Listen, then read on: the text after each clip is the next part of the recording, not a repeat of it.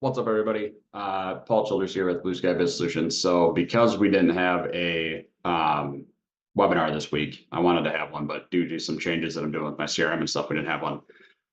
What I'm going to just kind of talk about and go over here is what it is that banks look at when they're looking at your business credit score and why being set up properly and structured properly matters. Because if you're not, you're going to have a lot of issues getting approvals with lenders. And that's just the whole of it, right? Like we've got to make sure that we're matching up with the right lender and doing the things that they want to see in order for us to be lendable with them. And some of that is just structure of our company. So I'm just going to kind of walk everybody through kind of this slide, which is the 10 rules for building business credit. It's a really simple slide. It just kind of gives us a presentation on like what it is that is important when we're doing stuff like this and building our business credit. So with that being said, rule number one is you got to have an LLC or a corporation with an EIN number. That is first and foremost the most important part of this. If you're a sole proprietor and you don't have an LLC yet, banks are going to look at you like you're just some sort of trial company that isn't really serious about being in business and honestly doesn't take themselves seriously. And by not doing this, also, you're hurting your time in business status. So if you're going to do a side hustle that potentially could turn into something more, just pay the extra fees and set it up as an LLC right away so that you can start your time in business cut like meter right away and not have to wait to get it all caught up when you do decide to jump in and make it formally your business. But again, like I said before, you got to have your EIN number. So that EIN number is what is the unique identifier of that corporation or that LLC. That EIN is like your business's social security number. So it is important to get that set up, and it is important to make sure that the information that is put into the Secretary of State and the IRS is accurate and matches across the board. Make sure you get a business bank account. This one can be tricky. So I always say it's not a bad idea to, have a partnership with your local lenders. That's not a bad thing. Understand their limits though, and what they probably can and can't do for you, especially as you grow and scale. And then don't underestimate the value of the relationship that you'll build with a larger lender. So, like Chase or US Bank, Huntington, Wells Fargo really isn't my favorite, but just to name a few, Capital One, because they've got some good checking accounts, they got some good business account programs, and if you have a relationship with them on that level, your chances of getting approved for like business credit cards and stuff goes way up with them. It doesn't mean that's who you're going to use for everything, but just something to think about. Now we get into like what makes a business, a business. And it's the professionalism of that business. So what are some different ways that we can make ourselves look legitimate and be professional? One of the most common mistakes that I see is a lot of business owners are just using their personal cell phone as their business number, and that's not a good thing necessarily. Like part of this is you want to protect yourself. The other part is that number needs to be registered with 411 to be a legit number. Banks will check this too when they are doing backgrounds and underwriting on you. Google My Business Profile. This one may not seem like a big deal, but it is. Number one, you want to have physical presence on Google. So in order to have that, you need to set up a Google My Business Profile.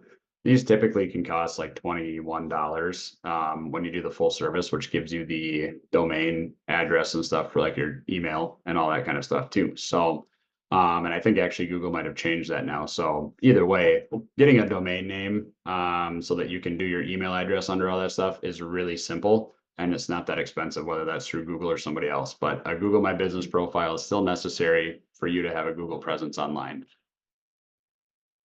Email addresses. I see this a lot. So when I see a business that reaches out to me, especially somebody in like professional services, and it's blah, blah, blah, blah, blah at gmail.com, I instantly question their credibility and their legitimacy when I see it, especially if it's somebody doing, like anything with financial planning or finances or anything like that, right? Because it's a red flag to me that they didn't even take the time to make themselves look legit. before they started advertising everything out to people. So take the extra step, whatever your business name is, get the domain name, put info sales. You can even put your own name there, like I did with mine, like call it blueskybizsolutions.com.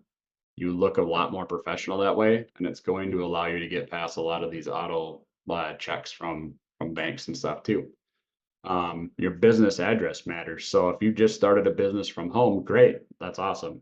Um, Make sure you understand that a lot of lenders don't like home addresses for banks though. Or for businesses.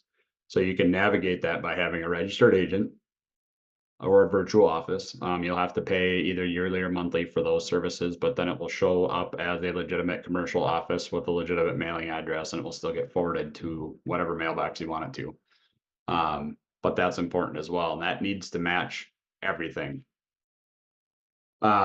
Building the actual business credit, connect and register with Business Experian and Business Equifax, as well as Duns and Bradstreet. So your Duns and Bradstreet number is super important. That is your API key to get into the business credit world. Without that number and without Duns and Bradstreet, you don't have any connection to the business credit world.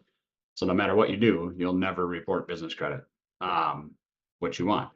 The other piece of this is you're going to need to get your BIN number from Business Experian and match that up, because that is also an access to get reporting to them. Equifax is nice, it's simple, where it will just start reporting for you.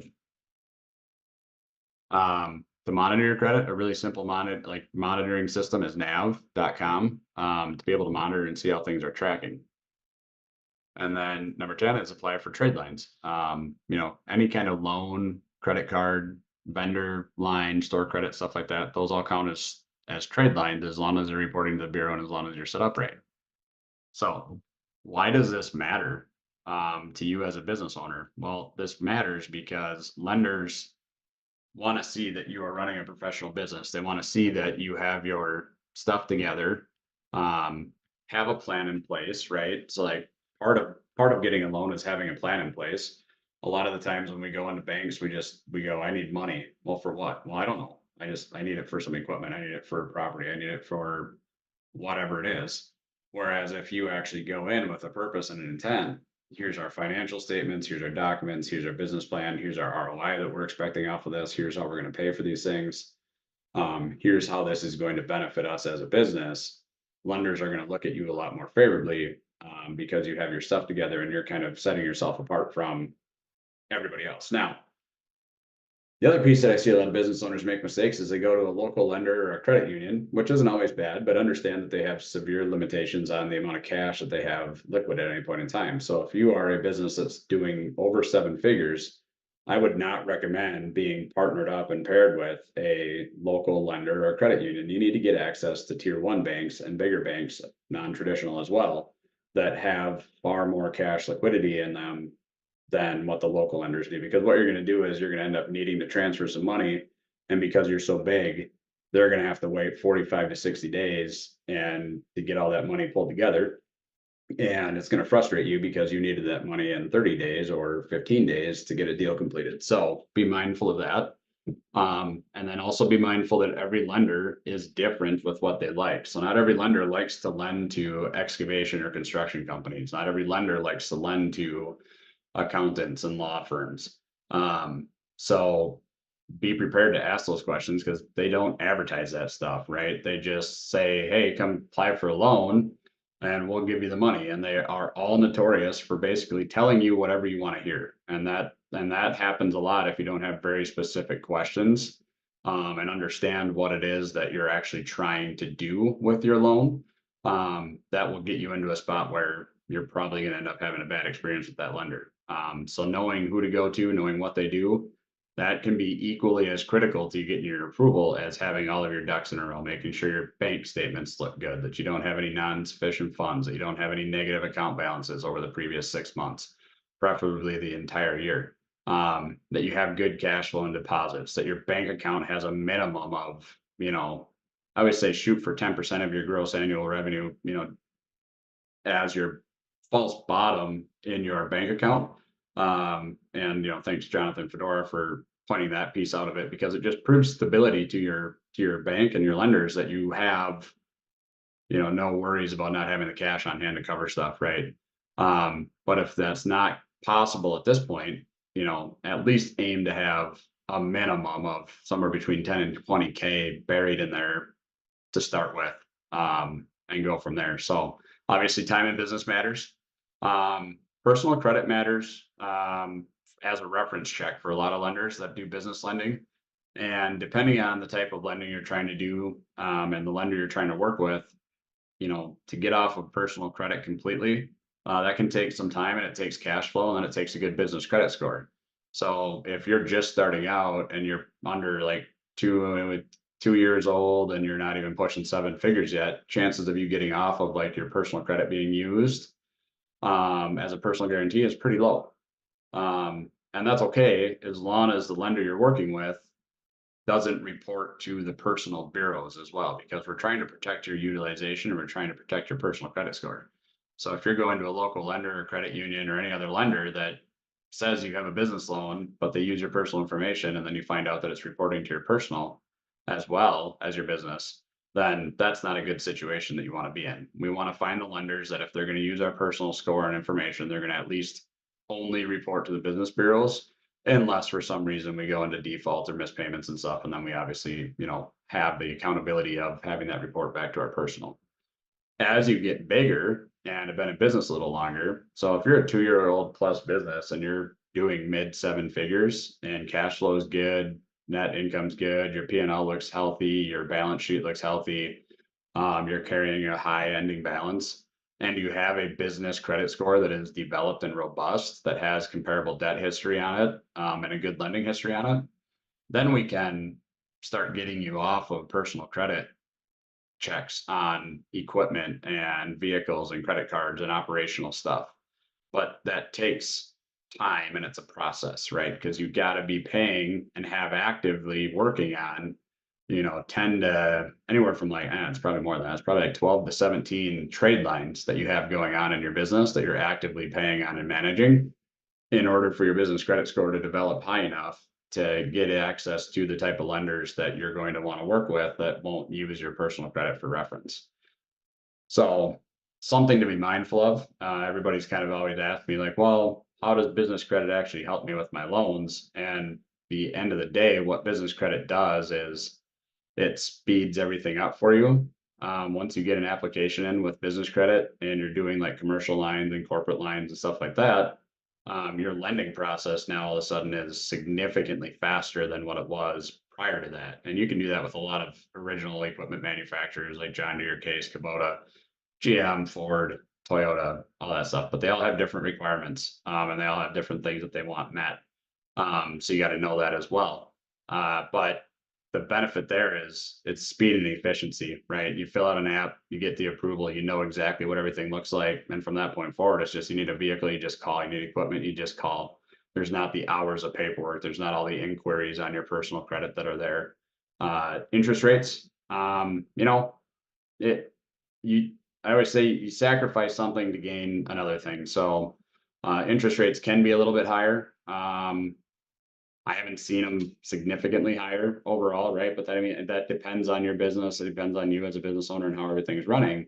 But I truly believe that giving up a couple points of interest to have 100% security on your personal assets, to know that stuff isn't going to come back to you, and risk everything if something does happen. Like, let's say you got a driver that's out with a truck and he gets in an accident and kills somebody, and that defense attorney for that person that he killed does a little bit of investigating and sees that there's a personal guarantee on that truck. Well, now you've just given that defense attorney access and the green light to come after everything, and they will, because that's what they get paid on, right? But they also tend to take the path of least resistance. So if you've got a truck out there that isn't in your personal name and personally guaranteed, it's just in the company, they're going to stop at that level and they're not going to pursue further. So a lot of this is all about risk mitigation and understanding, like, when things go wrong, they can go wrong fast and you can lose everything in a blink of an eye. So to me, as a business owner, when I'm scaling, like, that peace of mind of knowing that my business can't just go up like that is worth maybe 3 to 6 extra interest points on pieces of equipment and vehicles that I'm taking loans out on. Because I can tell you what, like paying, a couple of grand more on a loan, uh, is heck of a lot better than losing a, 4.5 or $5.5 million producing company because you were hung up on interest rates, right? So that's the whole point of business credit, is to come in and take over on operational stuff, daily expenses. That's where it really thrives. So getting you off of credit cards where employees could be using your credit card at work. And each you maybe have multiple companies, and that employee is responsible for paying stuff off. And all of a sudden something gets missed. And next thing you know, you've got a message coming up on your email and phone that says, "Oh, your personal credit just dropped 150 points." Oh, why? Oh, you got a 60-day late payment, or a 120-day late payment, or a 45-day late payment on this credit card. And now you're considered derogatory. So that slaps back onto your personal, and it can come back hard. And it's not easy to get those off, because it is a legitimate late payment. So that's something to be mindful of as well, is like, what are you set up as? What risk are you exposed to from a lending and credit standpoint? And how do these all tie together? Traditional lenders are great for a lot of things. Um, especially bigger tier one lenders. But non-traditional lenders are also a good way to go, because they usually are faster. They're quicker to fund you. They don't need as many documents. Um, and they really rely heavily on your business's like metrics, like cash flow, bank statements, tax returns. And if you have a business credit score versus looking at your personal credit, where a lot of personal, like tier one lenders, especially if they're local or smaller regional, are probably always going to have to look at your personal information and want a lot of documentation before they give you a loan. And even when they do that, if it makes it past those stages, you could get it up to a board of directors, and you're still leaving it up to a board of director to decide if he wants to approve it or not. And that's not a game you want to be playing, because that is just, again, exposing you to risks that you don't need to be exposed to. It's not to say that you can't use them. Just be aware of what the pitfalls and the downfalls are of those lenders. So I was going to keep this short, because like I said, I didn't have the webinar this week, but I still wanted to get something out there for everybody. And I just kind of wanted to keep this short and sweet, and just kind of inform and educate people, because I know there's a lot of value that's out there. There's a lot of information that's out there. Hopefully people find this helpful. Hopefully it's something that you can take and you can apply to your day-to-day life, and find some benefit out of it. So thank you guys for watching. If you have any questions, feel free to reach out. If you want to learn more about business credit and how to build it, or if you have any lending needs and you have questions about that, also feel free to reach out. My business credit membership program is still discounted 10% through the rest of the month here. So that's $200 off the initial price. And the nice part about that is you're paying for something that you're going to get good results with, as long as you put the work in. But it's easier to put the work in when you have somebody to guide you. So thank you, everybody. And I look forward to hearing from you.